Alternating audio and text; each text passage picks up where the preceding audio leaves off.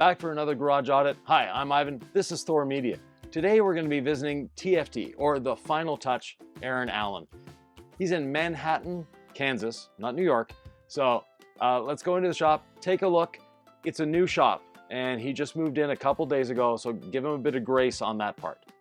And let's go into the shop.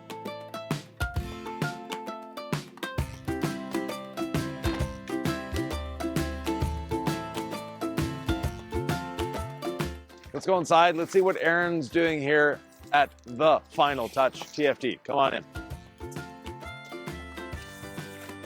Aaron. Yes. Oh, there he is. How's it going? Good, yourself? Awesome. Yeah. So Aaron is the owner of TFT, The Final Touch, in Manhattan, but not the Manhattan you know, Manhattan, Kansas. Yeah. This is a new location for you. Yes. We're kind of testing the waters here. It's a used car lot.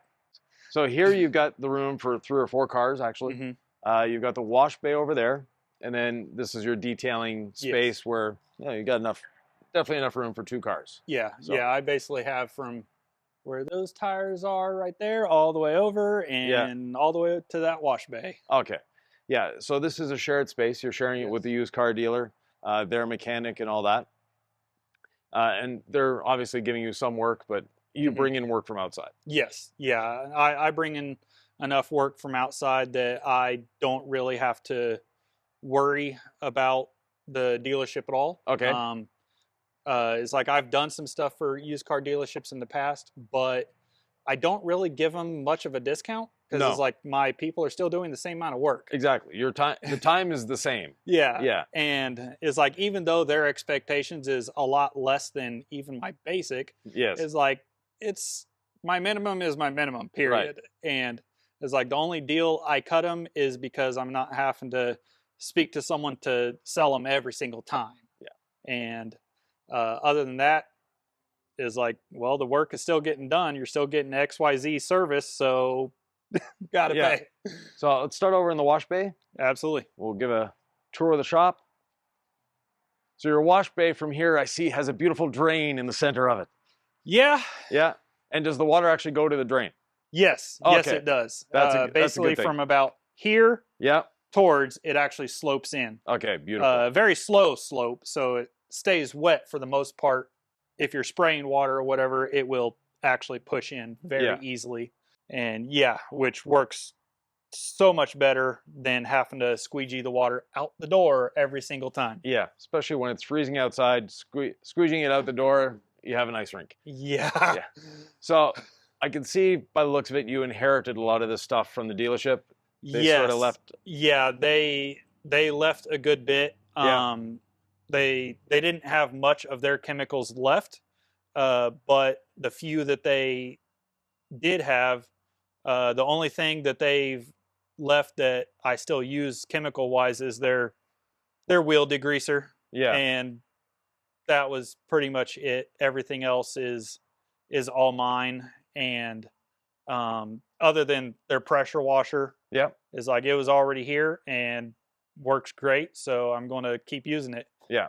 And then their shelves. Right. All their shelves. And it's like, when I first came in, I had a lot of cleaning up to do because they had stuff everywhere. Yeah. And there's probably still a little bit. Like the pile of mats over there. Yes. Definitely that's not from you. Yeah. Or the bumper. Front bumper, from a Ram. So and the racks here might be a little overkill as far as the base size goes. Yeah. But, yeah, I know that they were previously using those racks for hanging all the floor mats. Yeah, especially because they're trying to crank out a lot of vehicles. Right.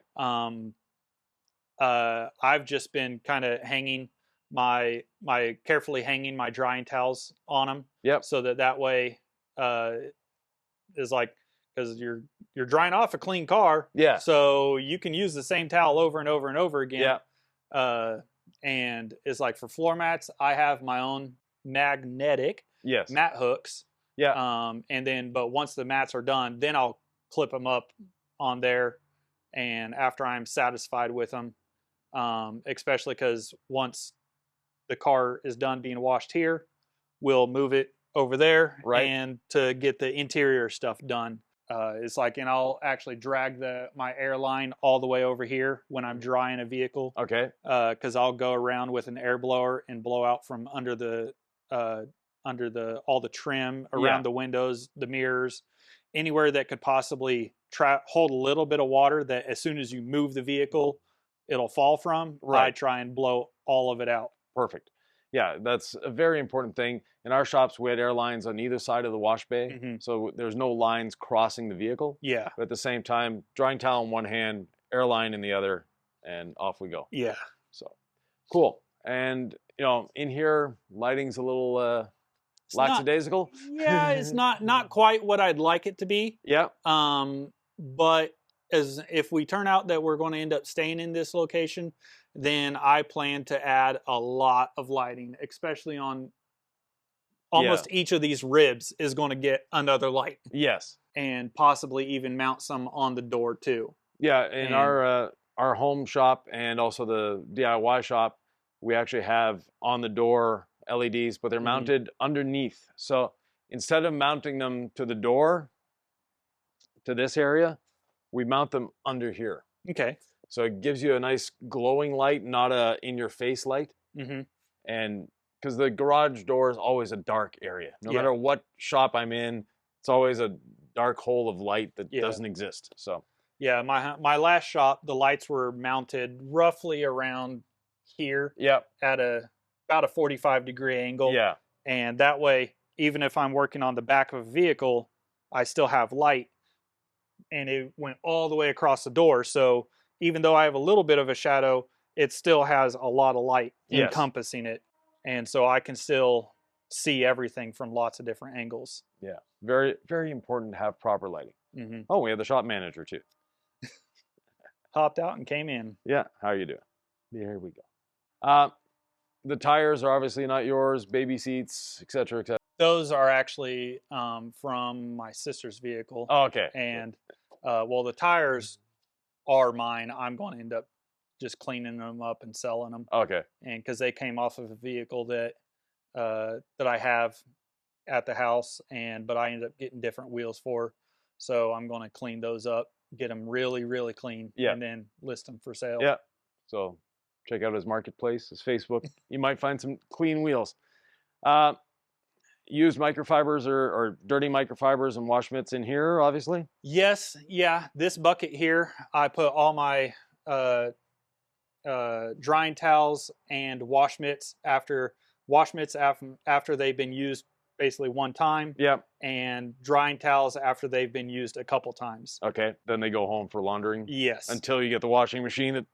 Yeah, until I eventually get the washing machine that's just going to sit right there. Yeah, perfect. All my interior towels, I have a bucket for those as well. Yep. Well, interior and then window towels, because I pretty much use the same towels for both interior and windows.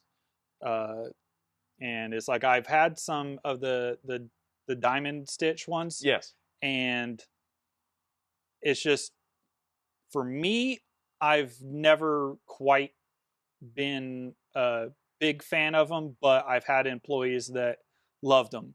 And it's like when I have employees that love them, hey, sure, I'll carry them. Yeah.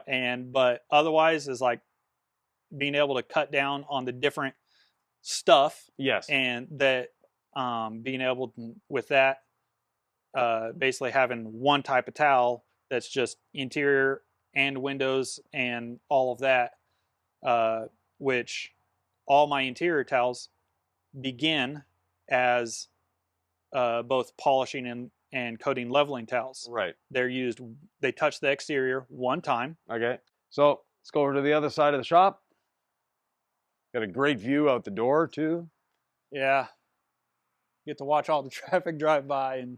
Well, as the fields start growing and stuff, get a little bit of a breeze in. Especially if we crack that door open too. Yes. Get a decent breeze. But yeah, all my interior detailing happens over here. I have my main vacuum there that I have roughly around 30 feet of hose. So that way we never have to really move the vacuum. Good. And these two extra vacuums are going to get turned into regular vacuums as well. It's just I'm going to buy my own hoses for them because these Okay. two were already here, and they were just using these giant. Yeah, Yeah, can't really fit that a lot of places. no, the hoses that come with the vacuum cleaner that Yeah. then Home Depot sells you the detailer's hose. Something I ended up realizing that isn't really shared a bunch, that the same hose as the detailer hose, which is smaller than a normal shop vac hose. Right. This detailer hose Yeah. is the same hose that's used on pretty much all shop vacs. Yep. And because this is actually a MIT part here, Okay. and it threads on perfectly fine. And another thing is hoses for pool cleaning is the same hose. Yeah. Which those you can typically get anywhere from in 30 to 50 foot sections, Yes. and which is what I actually plan to do for both of those. Okay. That way, once again, don't have to move the vacuum. Vacuum stays in one spot. You just take the hose where it needs to go. Excellent. As we move along, you've got a nice fan to cool you down. Yeah, absolutely. The extractors that were existing to the place. Yes. Yeah, both of those two MIT extractors, the vacuums work, but the pumps don't. Okay. And so what I have as an extractor is I have this shot back here. Yep. And I have the filter taken out of it because obviously you don't want to suck water into the filter. Right. But I have roughly around 25 feet of hose connected together here with the MIT end. And for water supply, I ended up, this is an airline that I found some connectors to fit that on. Yes. And that is plumbed to a garden hose, which its fitting is back here. Okay. And the garden hose just hooks up to regular water supply. Yeah. It's like, while I know, yes, hot water helps, I try to simplify things as much as possible, and especially because water heaters can break. And so I need my employees and all that to still be able to get stuff done regardless. Yes. And it's like, yeah, I would love to have a hot water line, and I'm actually kind of debating on if I have a water line ran over here, that I will end up having a tankless water heater put on it. Yeah. That way we can have hot water on demand as it's needed. Yeah. And you can adjust the temperature of the tankless ones. So yes. They're good. The little kitchen area there, mechanics tools, and then carrying along here, lots of stuff. Yeah, still trying to find a spot for everything. We actually just started moving in here on the 1st. Okay. And with it now being like, what is it, the 10th? Yeah. It's like the whole time we've been working, doing cars. So trying to find stuff, find places to put stuff while still getting stuff done. Yes. Can be a little bit of a challenge, but at the same time, I try and find where is it my employees are typically putting stuff. Yes. And it's like, okay, maybe that's where it needs to go. Right. Good reflex there. More chemicals over here. You got all your interior lights, and then another shelf of chemicals, gloves, things like that. Yes. A cart that looks a little overloaded at the moment, but yes, at the moment it's a little overloaded. Yeah. And originally it was going to be my polishing cart, which is why I have the bottle holders. Yeah, all these bottle holders here, and because the most polishing bottles will just fit in there perfectly. Yeah. Mainly the larger ones anyway. Yes. And this is for holding my gloves. Yeah. And it even has a power strip on there. Good. So if I need to, depending on what polisher I'm using, whether it be a cordless or a corded, yes, I have options. Excellent. And I can either plug in my corded one, which I have a Rupes, Makita. Yeah. I even have a Central Electric from Harbor Freight, which is the first one I ever started with, but it still works. Still works. Still good. Excellent. Other things, you've got obviously, you know, airline hose reels that eventually need to be put up. The 2 compressors, those were from your other shop? Yes, yes, Yeah, those I previously had, and I used to have just one of the 20-gallon compressors, right. but I found that with the tornadors, it will your air compressor is going to be just constantly running. Even a 20-gallon, it's just always going to be running. Yes. And so I ended up linking 2 air compressors together. Yep. That way, I'm not ever having to wait for air pressure to build back up Right. to continue using it. It continuously has enough air. Yeah. Excellent. And you know, they have in the shop here, because it's a shared shop, they have a Mhm. nice 80-gallon compressor over there, so they Yeah, don't run out of air. yeah. So I'm not going to be running out of air anytime soon, No. and I'm probably going to actually move one of those air compressors over to the wash bay, Right. so that way I can have a dedicated one just for over there, so that we don't have to drag the airline all the way across the shop Yeah, anymore. for drying and Mhm. yeah, it's nice not having to move hoses and stuff from one end of the shop to the other. Yes, Yeah. definitely. Excellent. And So what do you do mostly? What's your main core business? so what I do the most of is interior deep cleans. Okay. I don't really market them. I don't take before and after pictures. Uh, but I do anytime someone posts on Facebook saying that they need a detailer, I have a pre-typed up message that's in the notes on my phone Yep. that I just copy, paste, then edit it to their name, addressing it to them. Yeah. And it links my website, it links my Google Map listing, Good. and a couple other things on there as well. Yeah. And so that way, if they want to be able to check my reviews, they can. If they want to go straight to my website, they can. Yes.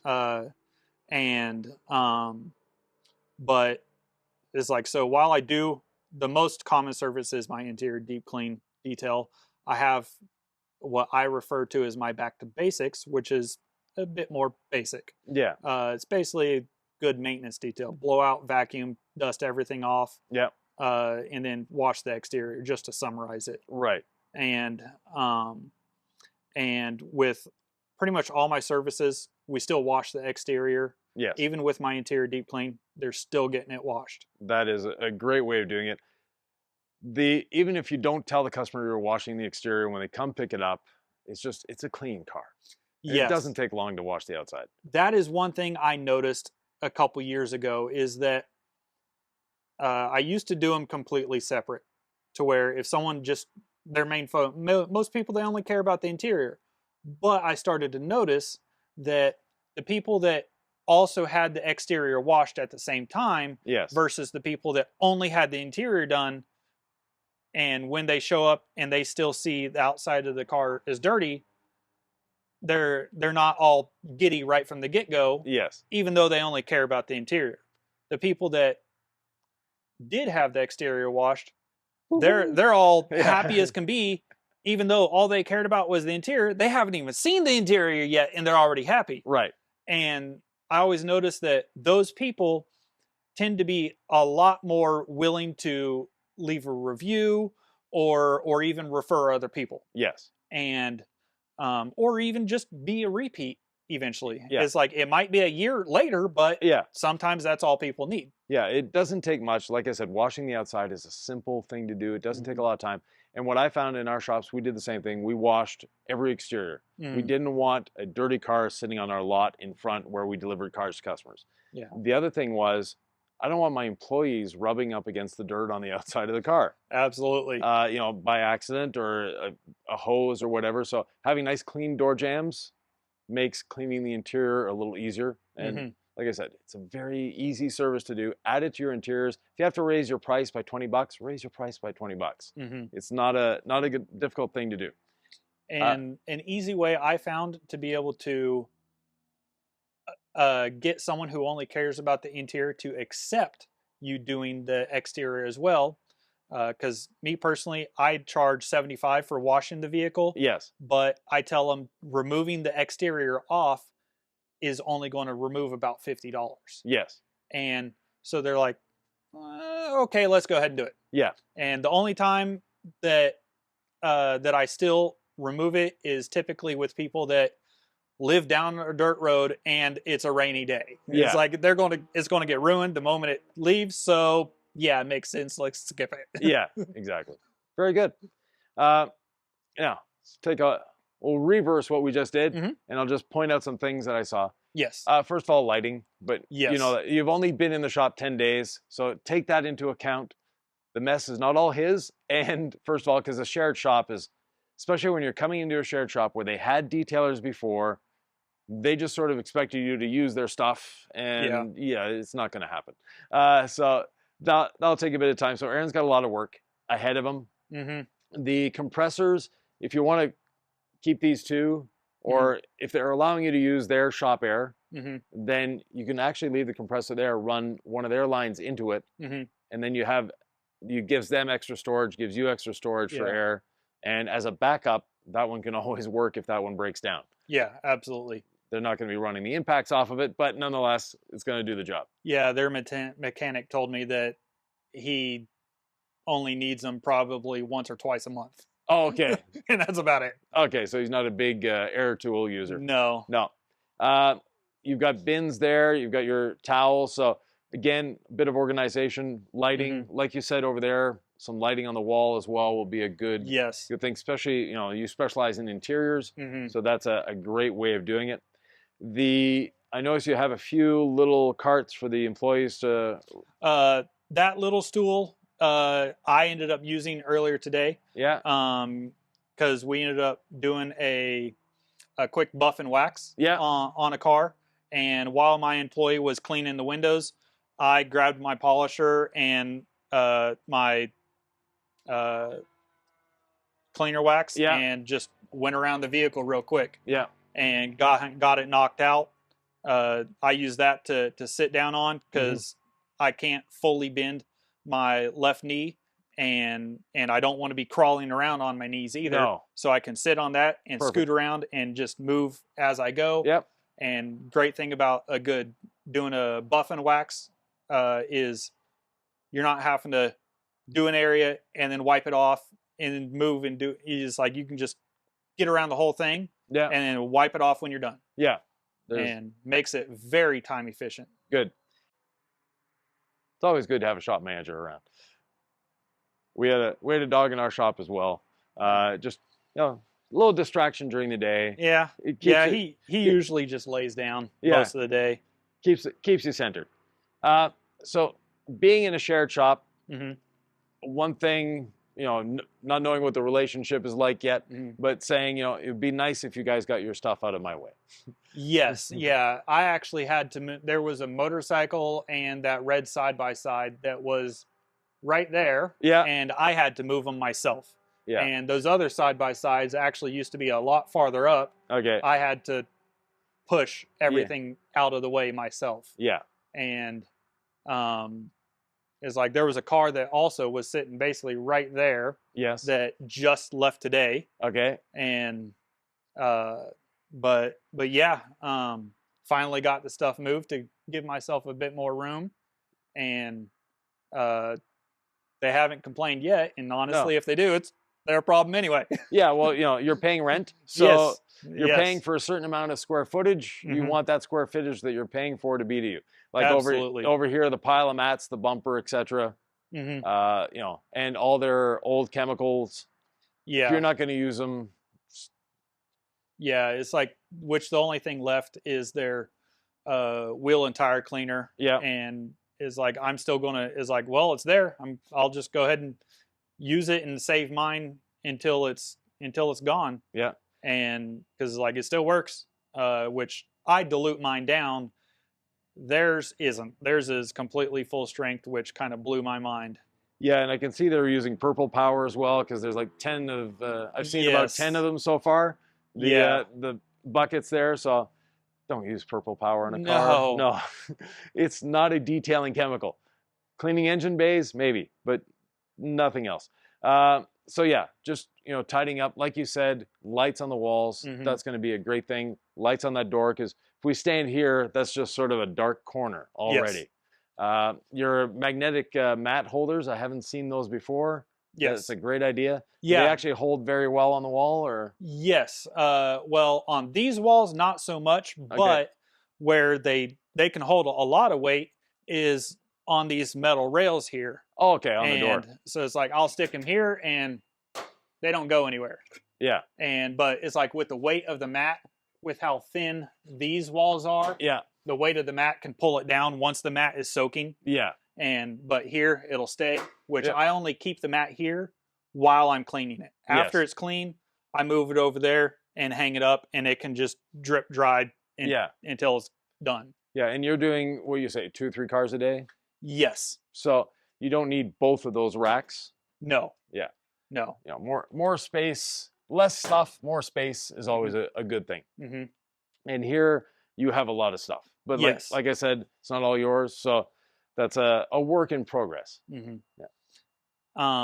Now, I am keeping these floor mats from their random floor mats. Yeah. I'm going to actually clean them all.